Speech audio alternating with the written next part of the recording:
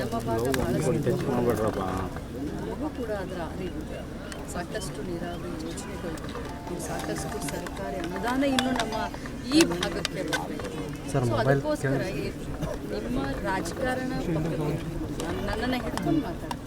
ರಾಜಕಾರಣವನ್ನು ಪಕ್ಕಕ್ಕೆ ಇಟ್ಕೊಂಡು ಈ ಭಾಗದ ಕಿತ್ತೂರು ಕರ್ನಾಟಕದ ಅಭಿವೃದ್ಧಿಯ ಪರವಾದಂಥ ಚಿಂತನೆಯನ್ನು ಬರುವಂಥ 10 ದಿನ ದಯಮಾಡಿ ಎಲ್ಲರೂ ಮಾಡಿ ಅಂತ ನಾನು ಈಗ ಉತ್ತರ ಕರ್ನಾಟಕಕ್ಕೆ ಪ್ರತ್ಯೇಕ ಬಜೆಟ್ ಮಂಡಿಸಬೇಕು ಅಂತೇಳಿ ಧ್ವನಿ ಎತ್ತಬೇಕು ಅಂತೇಳಿ ತಮ್ಮೆಲ್ಲರ ಮೇಲೆ ಒತ್ತಾಯ ಮಾಡ್ತಾ ಇದ್ದಾರೆ ಹೋರಾಟಗಾರರು. ಆಗಲಿಲ್ಲ ಅಂದರೆ ಉತ್ತರ ಕರ್ನಾಟಕ ಪ್ರತ್ಯೇಕ ರಾಜ್ಯವನ್ನು ಕೇರಿ ಅನ್ನುವಂಥದ್ದು ಇದೆ ನೋಡಿ. ಅಖಂಡ ಕರ್ನಾಟಕದ ಚಿಂತನೆಯನ್ನು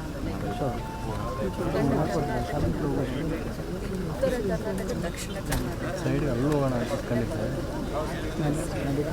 ನಾನು ಹೇಳೋದಿಷ್ಟೇ, ಕಿತ್ತೂರು ಕರ್ನಾಟಕದ ಅಭಿವೃದ್ಧಿ ಎಲ್ಲರೂ ಸೇರ್ಕೊಂಡು ಕೈ ಜೋಡಿಸಲು ಗಮನ. ಅಧಿವೇಶನ ಸಂದರ್ಭದಲ್ಲಿ ಸುವರ್ಣ ವಿಧಾನಸೌಧಕ್ಕೆ ಬಿಜೆಪಿ ಮುತ್ತಿಗೆ ಕರೆಕೊಟ್ಟಿದ್ದಾರೆ. 20,000 ಜನ ರೈತರನ್ನು ಸೇರಿಸಿ ರೈತ ವಿರೋಧಿ ಸರ್ಕಾರ ಅಂತೇಳಿ ಒಂದು ಪ್ರತಿಭಟನೆ ಮಾಡೋದು ಮುಂದಾಗಿರ್ತಕ್ಕಂಥದ್ದು. ನೋಡಿ, ಬಿಜೆಪಿಯವರಿಗೆ ನೈತಿಕತೆ ಇಲ್ಲ, ರೈತರ ಬಗ್ಗೆ ಮಾತನಾಡುವ ನೈತಿಕತೆ ಇಲ್ಲ. 11 ಟಿಪ್ಪು ರೈತರ ಹೋರಾಟ ಆಯಿತು. 120 ಜನ ತೀರ್ಕೊಂಡ್ರು.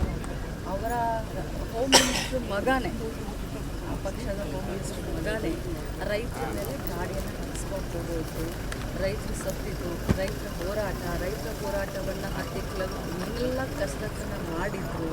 ಅದನ್ನು ಮಾಧ್ಯಮದವ್ರು ನೀವೇ ಸಹೋದರಗಳು ನಮಗೆ ತೋರಿಸಿದ್ದೀರಾ. ಬಿ ಜೆ ಪಿಗೆ ಯಾವ ನೈತಿಕತೆ ಇದೆ? ಗೋಲಿಬಾರವನ್ನು ಹಾವೇರಿಯಲ್ಲಿ ಮಾಡಿಸಿದಂಥ ಬಿ ಜೆ ಪಿ ಮಹದಾಯಿ ಯೋಜನೆ ಆಗಿದೆ ಅಂತ ಹೇಳಿ ಇಲೆಕ್ಷನ್ಗಿಂತ ಮುಂಚೆ ಹುಬ್ಬಳ್ಳಿ ಧಾರವಾಡದಲ್ಲಿ ಪೇಡೆಯನ್ನು ಹಂಚಿದಂಥ ಬಿ ಜೆ ಪಿಯವರು ಇವತ್ತು ಮೊಸಳೆ ಕಣ್ಣೀರನ್ನು ಸುರಿಸಿ ರೈತರು ಪರವಾಗಿದ್ದೀವಿ ಅಂತ ಹೇಳಿದ್ರೆ ದಯಮಾಡಿ ರೈತರು ಕೂಡ ಇವತ್ತು ಅರ್ಥ ಮಾಡ್ಕೊಳ್ಬೇಕು. ಯಾರು ನಿಮ್ಮ ಪರವಾಗಿದ್ದಾರೆ, ಯಾರು ನಿಮ್ಮ ಪರವಾಗಿ ಕಾಳಜಿಯನ್ನು ತೆಗೆದುಕೊಳ್ತಾರೆ. ವಿದ್ಯುತ್ ಶಕ್ತಿ ಕೊಟ್ಟಂಥವ್ರು ಯಾರು? ಪಟ್ಟಿಯಾಗಿ ವಿದ್ಯುತ್ ಶಕ್ತಿಯನ್ನು ಕೊಟ್ಟಂಥವ್ರು ಯಾರು? ಜೈ ಜವಾನ್ ಜೈ ಕಿಸಾನ್ ಅಂತ ಹೇಳಿದಂಥವ್ರು ಯಾರು? ರೈತರ ಬಗ್ಗೆ ಪ್ರಾಮಾಣಿಕವಾಗಿ ನಮಗೆ ಆಸಕ್ತಿ ಇದೆ, ಅವರ ಒಳಿತನ್ನು ಬಯಸುವಂಥವ್ರು ನಾನು. ಆ ರೈತರ ಬಗ್ಗೆ ರಾಜಕಾರಣ ಮಾಡೋದನ್ನು ಸಲ್ಲ ಅಂತ ಹೇಳ್ತಾರೆ. ಬೆಳಗಾವಿ ಜಿಲ್ಲೆ ವಿಭಜನೆ ಆಗಬೇಕಂತ ಹೇಳಿ ಭಾಳ ದಿನದಿಂದ ಒತ್ತಾಯ ಇದೆ. ಮುಖ್ಯಮಂತ್ರಿಗಳು ಇಲ್ಲಿ ಲೋಕಲ್ ಶಾಸಕರ ಜೊತೆ ಮಾತಾಡ್ತೀವಿ, ನಿಮ್ಮ ಜೊತೆ ಮಾತಾಡ್ತೀವಿ ಅಂತ ಹೇಳಿ ಮಾತಾಡಿದ್ದಾರೆ. ಮೊನ್ನೆ ನಾವು ಮಂಗಳೂರಿಗೆ ಹೋಗುವಂಥ ಸಂದರ್ಭದಲ್ಲಿ ಒಂದು ಕಾರ್ಯಕ್ರಮದಲ್ಲಿ ನಾನು ಸತೀಶ್ ಜಾರಕಿಹೊಳಿ ಅವರು ಮಾನ್ಯ ಮುಖ್ಯಮಂತ್ರಿಗಳು ನಾವೆಲ್ಲ ಮಂಗಳೂರಿಗೆ ಹೋಗ್ತಿದ್ರು 3-4 ದಿನದ ಹಿಂದೆ. ಆ ಸಂದರ್ಭದಲ್ಲಿ ಕೂಡ ಚರ್ಚೆ ಬಂತು. ಸೊ ಸ್ಥಳೀಯ ಶಾಸಕರನ್ನು ಈ ಬಾರಿ ಕರೆದು ಮಾತನಾಡಿ ಜಿಲ್ಲೆಯ ಅಭಿವೃದ್ಧಿ ಪರವಾಗಿ ಅಭಿವೃದ್ಧಿ ಆಗಬೇಕು ಅನ್ನೋದ್ರ ಸಲುವಾಗಿ, ಯಾಕಂತಂದರೆ ಎಲ್ಲ ಕಡೆ ರೀಚ್ ಆಗಬೇಕು ಸರ್ಕಾರದ ಯೋಜನೆಗಳು, ಅದಕ್ಕೋಸ್ಕರ ವಿಭಜನೆ ಬಗ್ಗೆ ಮಾತನಾಡ್ತೀನಿ ಅಂತ ಮಾನ್ಯ ಮುಖ್ಯಮಂತ್ರಿಗಳು ಹೇಳ್ತಾರೆ. ಗುಡ್ ನ್ಯೂಸ್ ಸಿಗುತ್ತೆ ಮೇಡಮ್. ಇದು ಗುಡ್ ನ್ಯೂಸ್ ಅಂತಲೇ ನಾನು ಹೇಳಲಿಕ್ಕೆ ಬಯಸೋದಿಲ್ಲ, ಯಾಕಂದರೆ ಕೆಲವರು ಪರ ಇರ್ತಾರೆ, ಆಡಳಿತ ದೃಷ್ಟಿಯಿಂದ ಗುಡ್ ನ್ಯೂಸ್ ಅಂತ. ಮೇಡಮ್, ಈಗ ರಾಜ್ಯದಲ್ಲಿ ವಿಭಜನೆ ಅಂತಾರೆ, ವಿಭಜನೆ ಆಗ್ತಾನೆ ಇಲ್ಲ, ಬರೀ ಭಜನೆನೇ ಆಗ್ತಾ ಇದೆ ಅಂತ.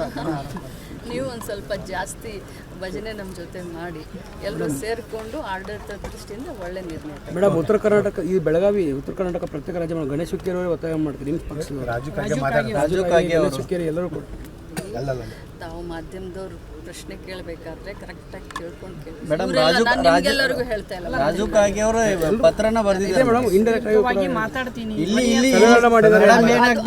ಪ್ರಸ್ತುತ ನಾನು ಅದ್ರ ಬಗ್ಗೆ ಕಮೆಂಟ್ ಮಾಡೋದಿಲ್ಲ. ಅಖಂಡ ಕರ್ನಾಟಕದ ಪರವಾಗಿ ನಾವೆಲ್ಲರೂ ಗಟ್ಟಿಯಾಗಿ ಈ ಪ್ರತ್ಯೇಕ ಬಜೆಟ್ಗೆ ಏನಾದರೂ ಒತ್ತಾಯ ಮಾಡ್ತೀರಾ ಅಧಿವೇಶನದಲ್ಲಿ? ಅದರ ಬಗ್ಗೆ ಮೊನ್ನೆ ಹೋರಾಟಗಾರರು ಮಾನ್ಯ ಮುಖ್ಯಮಂತ್ರಿಗಳಿಗೆ ಭೇಟಿಯಾಗಿ ಪ್ರತ್ಯೇಕ ಬಜೆಟನ್ನು ಮಂಡನೆ ಮಾಡಿ ಅಂತ ಹೇಳಿದ್ದಾರೆ.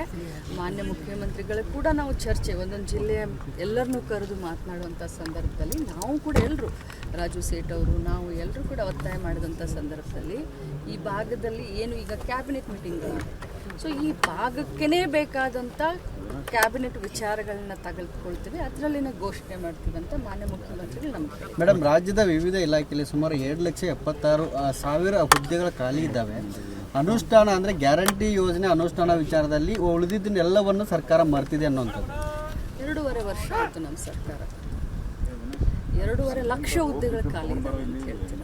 ಸೊ 2.5 ವರ್ಷದಲ್ಲಿ 2 ಲಕ್ಷ ಹುದ್ದೆಗಳನ್ನು ತುಂಬಿಕೊಳ್ಳೋಕ್ಕೆ ಸಾಧ್ಯ ಏನೇನು ಯಾವಾಗ ಯಾವ್ಯಾವ ಸರ್ಕಾರ ಬಂದಿತ್ತು, ಯಾವ್ಯಾವ